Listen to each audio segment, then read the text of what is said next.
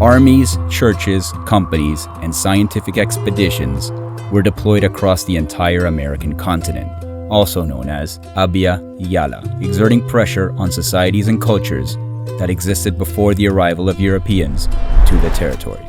How were European maps imposed onto indigenous maps? How does the territoriality of the conquerors unfold over lands and groups that already had their ways of inhabiting the territory?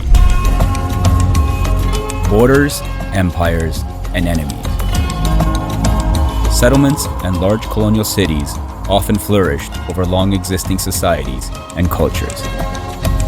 Maps reflect cultural syncretism without, in most cases, addressing the genocide involved in territorial expansion.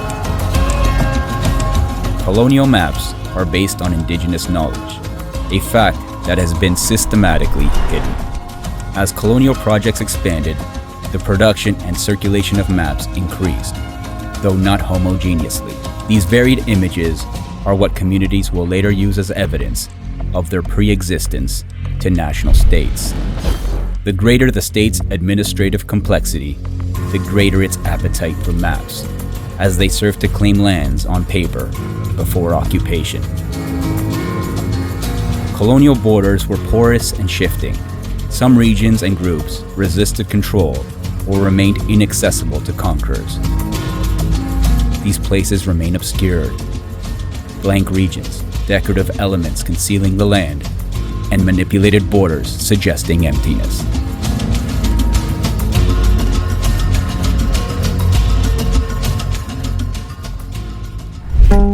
Cartography was both a concern and a science of power. So the colonial powers sought to produce better maps in the empire's centers and the colonies. Its creation became a recognized profession. This process gave maps an appearance of neutrality while concealing inherent biases.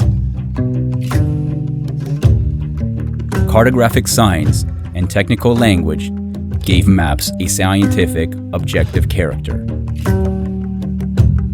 Their precision became one of the most valued attributes. Observation technologies, such as the telescope, quadrant, and chronometer, allowed more precise measurements to create more detailed maps. In America, the resources to produce maps varied, and manuscript maps continue to exist. Information produced during expeditions was transferred to mapping projects in Europe, resulting in continental maps with an apparent high level of detail. The scale of these maps distances us from the land, creating the illusion of known and conquered spaces even where resistance to colonial agents existed. The land appears populated, covered with names, symbols, longitude and latitude markers, and scales.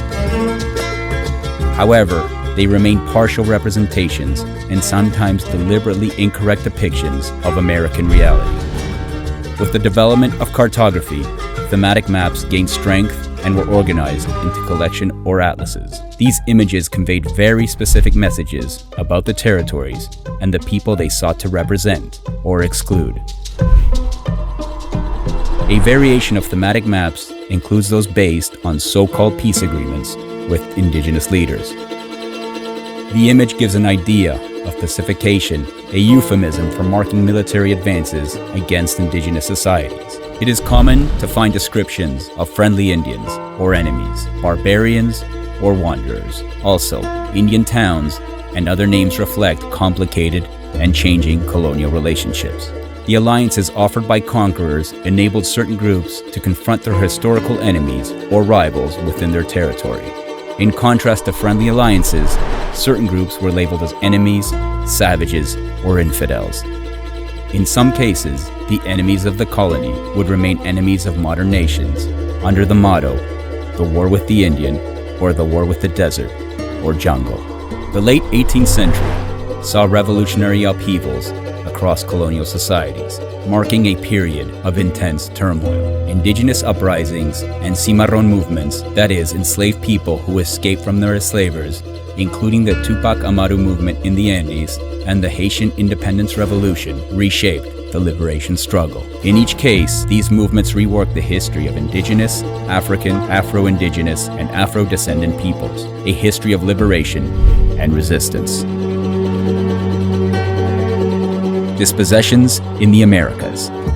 American Archives for Just Futures.